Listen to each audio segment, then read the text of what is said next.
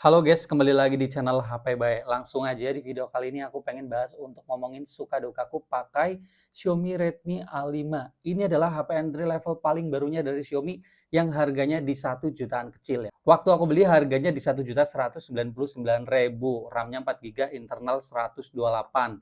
Setahu aku juga cuman ada satu varian ini ya, cuman 4/128. HP ini juga penerus dari HP generasi sebelumnya, yaitu Xiaomi Redmi A3.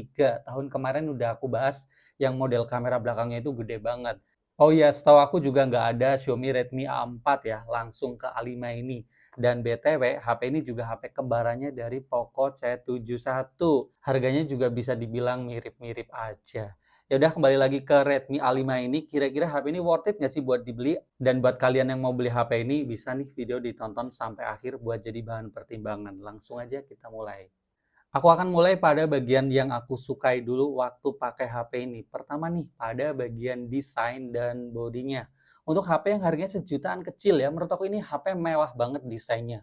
Apalagi model kameranya yang finishingnya ala-ala emas gitu guys. Model kameranya sendiri aku juga suka, nggak lebay gitu. Ini cukup dua lingkaran kamera aja. Menurut aku pas gini, nggak kegedean, nggak kekecilan juga.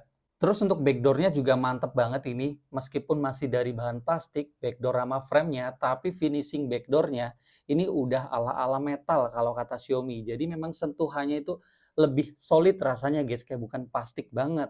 Terus ini juga nggak gampang kena bercakan sidik jari ya, jadi HP-nya nggak gampang kucel, bersih terus. Finishing matte yang ada teksturnya kayak gini juga bikin HP ini tuh dipegang nggak licin ya, jadi untuk pegangannya cukup nyaman lah. Selanjutnya suka yang kedua pada bagian layarnya. Memang layarnya masih tampilannya ya gitu ya. Kerasa murah karena water drop nih model kamera depannya bezelnya tebel. Tapi ya udah inget harga cuman 1 juta. Yang aku suka di sini layarnya gede banget 6,8 inci. Untuk standar HP ini tergolong gede ya guys ya, karena rata-rata HP zaman sekarang masih di 6,6, ada yang 6,7 inch. Jadi memang layarnya lebar, layar gede tentunya lebih enak buat kayak ngelihat konten-konten ataupun buat nonton video. Memang kalau dari segi kualitas sih standar aja ya, HP entry level, layar IPS LCD, resolusi 720p, tapi di sini punya refresh rate yang 120 Hz. Jadi buat scrolling-scrolling rasanya udah cukup mulus. Jadi layar HP ini buat dipakai sehari-hari udah nyaman ya, udah gede lega dan juga buat pergerakan scrolling mulus, mantap. Selanjutnya suka yang ketiga pada bagian kameranya untuk HP yang harga 1 jutaan kecil ya. Resolusi kamera belakang mantap nih, 32 megapiksel. Kamera depannya sih standar aja di 8 megapiksel aja. Untuk hasil jepretannya nih, foto di siang hari menurut aku fotonya tergolong yang tajam. Hasilnya kayak bagus saja untuk dilihat, detailnya jelas gitu dan juga kalau min fokusnya bagus. Warnanya memang bukan yang bagus banget tapi standar lah, cukup natural. Kamera depannya juga tergolong cukup bagus, 8 megapikselnya bisa dapetin foto yang lumayan tajam. Kualitas warnanya juga mendekati natural, di warna muka itu kayak pas aja nggak kemerahan atau kekuningan guys. Mode potretnya juga bisa dibilang cukup rapih. Jadi kamera depannya lumayan lah ya buat selfie-selfie, mengingat HP harga murah tapi kameranya lumayan. Kalau untuk foto di pencahayaan yang kurang atau malam hari, memang di sini punya fitur mode malam, tapi memang ya HP harga segini nggak bisa berekspektasi. Mode malamnya kadang-kadang nggak begitu ngefek, kadang-kadang cuman naikin pada bagian kontrasnya aja atau ketajaman gitu. Kalau brightness-nya agak kurang diangkat, guys. Warnanya lumayan hidup lah ya, apalagi foto-foto di pencahayaan yang pencahayaannya itu nggak gelap banget. Kayak dalam ruangan tuh masih oke sih. Kalau buat foto selfie di malam hari juga menurut aku lumayan ya. Tajamnya masih lumayan dapat, meskipun ya kalau foto malam hari itu noise-nya banyak ya, lagi-lagi HP murah, tapi detailnya masih cukup bagus, tajamnya oke, fokusnya juga lumayan, warnanya juga bukan yang kusem banget atau burik banget ya, masih dapet lah feel-nya atau bagusnya kalau buat diposting di sosmed. Tapi kalau mau lebih bagus ya diedit-edit lagi, guys. Kalau ngomongin perekaman video sih namanya HP murah, yang penting bisa buat ngerekam aja ya. Gambarnya kelihatan cukup terang aja itu udah seneng, nggak perlu stabil, nggak ada di sini guys, gambarnya guncang-guncang, yang penting tajamnya masih cukup dapet lah feel-nya, fokusnya juga lumayan. Meskipun autofokusnya kadang-kadang memang kurang kenceng.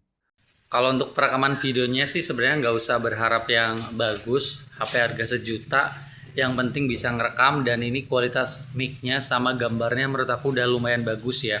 Kayak dari segi karakter warnanya itu lumayan mendekati natural lah gitu.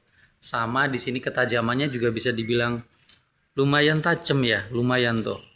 lumayan detail. Gambarnya kayak nggak burik-burik amat lah untuk HP harga 1 juta. Ini tergolong videonya yang lumayan, bukan bagus tapi lumayan gitu. Buat rekam-rekam harian cukup lah.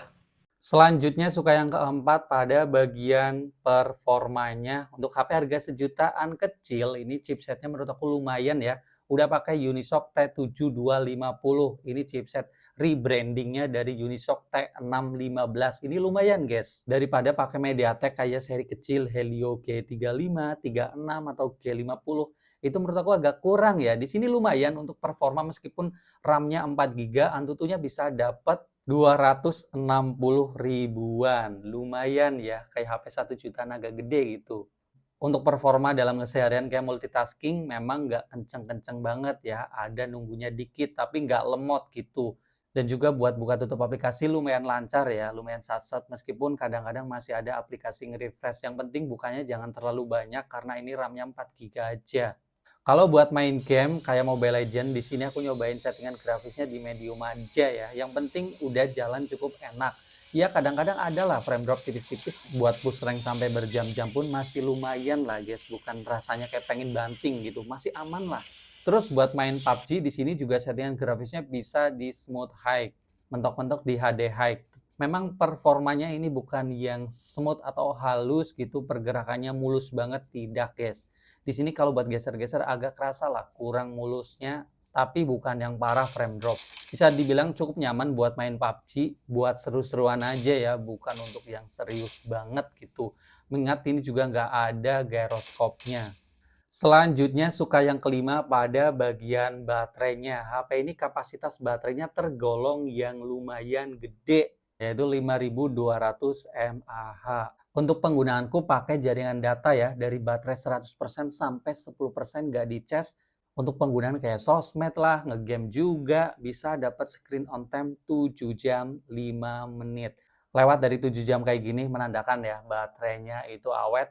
Dipakai dari pagi sampai malam udah aman ya untuk penggunaanku aja. Kalau kalian perhatikan dari jam 7-an pagi sampai jam 10-an malam. Jadi untuk baterainya memang tergolong yang lumayan badak ini HP. Oke guys, kalau tadi aku udah sharing pada bagian sukanya, sekarang aku sharing pada bagian dukanya nih buat pertimbangan kalau kalian mau beli HP ini. Setiap HP pasti ada kekurangannya, apalagi HP yang murah kayak gini. Duka yang pertama waktu aku pakai HP ini adalah di bagian brightness layarnya yang cuman 450 nits aja. Ini rendah banget guys. Bahkan aku bikin video ini aja, brightness-nya aku maksimalin, nggak terang-terang banget ya. Ini kerasa banget waktu dipakai di luar ruangan, atau kayak di bawah terik matahari, dengan brightness udah full, tapi kelihatannya kurang terang. Jadi buat dilihat di bawah terik kayak gini, kurang nyaman guys. Ya ini bakal kerasa banget untuk orang-orang yang makainya itu lebih sering di luar ruangan kayak mungkin ojek online ataupun kurir. Bakal lumayan keteteran pakai HP ini guys. Tapi ya bisa diakalin lah. Jangan dihantam ke sinar matahari. Dihantam ke muka aja. Kalau kayak gini aduh redup guys. Selanjutnya duka yang kedua pada bagian speakernya. Ya HP ini yang aku kurang suka yaitu speakernya posisinya di bagian atas kayak gini ya. Bukan kayak HP standar yang di bagian bawah, ini di bagian atas kayak gini. Kalau lagi ngegame posisi tangan normal, ini ketutup. Jadi kalau lagi ngegame biasanya aku tuh harus puter HP biar speakernya itu nggak ketutup jari gitu guys. Dan juga kalau ngomongin kualitas juga menurut aku agak kurang ya. Suaranya kerasa kurang lantang dan juga kerasa agak cempreng. Tapi cemprengnya nggak parah banget sih. Istilah gampangnya speakernya lumayan kasar gitu guys. Suaranya kurang bulat. Ini volume udah aku maksimalin ya, udah paling keras nih.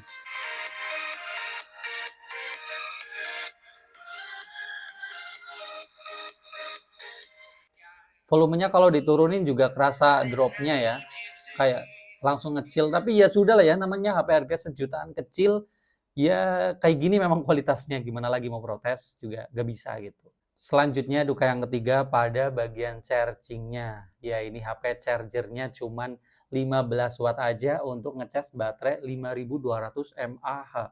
Memang harap agak sabar. Aku ngecas dari baterai 10% sampai 100% butuh waktu 1 jam 13 menit. Lumayan lama ya.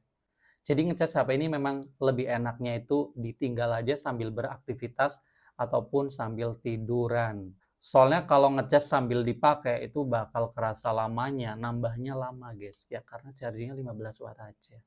Selanjutnya duka yang keempat, ini tambahan aja ya, yaitu pada bagian performa fingerprint-nya yang menurut aku masih kadang-kadang suka salah ngebaca gitu guys, kadang-kadang tuh. Jadi ya udahlah ya, ini fingerprint-nya memang kemarin juga di Poco C71 sempet aku notice kalau sering salah ngebaca. Kadang-kadang maksudnya, bukan sering. Maksudnya bukan yang lancar dan responsif banget lah. Tapi ya alhamdulillah ya, HP harga sejutaan kecil masih ada fingerprint. Terus ada tambahan satu lagi nih, pada bagian jack audionya yang menurut aku tuh posisinya lagi-lagi kurang nyaman gitu. Biasanya jack audio kan di bagian bawah di sebelah kiri ataupun di bagian atas sebelah. Ya di bagian atas sih bebas sih. Tapi di sini menurut aku posisinya agak tuker sama speakernya. Tapi lagi-lagi ya, kalau udah adaptasi sih nyaman-nyaman aja. Oke guys, jadi kayak gitu yang bisa aku sharing sama kalian suka duka aku pakai Xiaomi Redmi A5. Kalau ditanya apakah HP ini worth it buat dibeli, sebenarnya HP ini worth it sih buat dibeli. Kalau kalian udah bisa tuh berdamai sama kekurangannya. Jadi beli HP ini lihat dulu kekurangannya. Kalau dirasa nggak masalah, ya udah beli aja. Mengingat HP ini HP harga sejutaan kecil, tapi lumayan bagus di bagian desainnya, layarnya, performanya juga masih buat main game. Kameranya malah bagus, 32 megapiksel. Baterainya juga HP yang awet buat dipakai sehari-hari. Jadi kalau kalian lagi nyari HP sejutaan kecil, ini bisa jadi pilihan. Apalagi kalau penggunanya cuman penggunaan basic, yang penting dipakai buat sehari-hari, internetan, whatsappan, ngegame tipis-tipis, udah bisa banget. Buat HP kedua juga bagus, kayak buat ditaruh SIM card, buat hotspotan. Udah mantep, baterainya awet. Ya, itu dari pandanganku setelah pakai HP ini ngerasain suka dukanya. Kalau kalian punya pendapat yang berbeda, bisa sharing di kolom komentar. Videonya sekian aja dulu, kita bakal ketemu lagi di video selanjutnya. Dan bye-bye guys.